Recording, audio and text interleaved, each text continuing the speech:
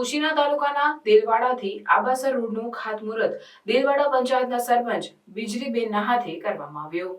સાબરકાંઠા જિલ્લાના પોશીના તાલુકાના એવા અંતરિયાળ વિસ્તાર જેવા દેલવાડાથી આબાસર રોડનું ખાતમુહૂર્ત કરવામાં આવ્યું હતું। તેમાં તે વિસ્તારના લોકોની વર્ષો જૂની માંગણી હતી। તે માંગણી વર્તમાન સરકાર દ્વારા રોડની મંજૂરી આપવામાં આવી। તેથી દેલવાડા વિસ્તારના તમામ આગેવાનોને એમની માંગણીને સફળતા મળતા ખુશીનો માહોલ જોવા મળ્યો। ઘણા સમયથી માંગણી મૂકેલ હતી, પણ ધીરજના ફળ મીઠા જેવું જોવા મળ્યું હતું। અને દેલવાડા પંચાયતના સરપંચે પંચાયતમાં ઠરાવ બી પસાર કરવામાં આવ્યા હતા। એ ઠરાવની કોપી પણ સામેલ છે। તેથી તે ગ્રામજનોમાં ખુશીનો માહોલ જોવા મળ્યો છે। સ્ટોરી કિરણ ડાભી, ખેડબ્રહ્મા, સાબરકાંઠા।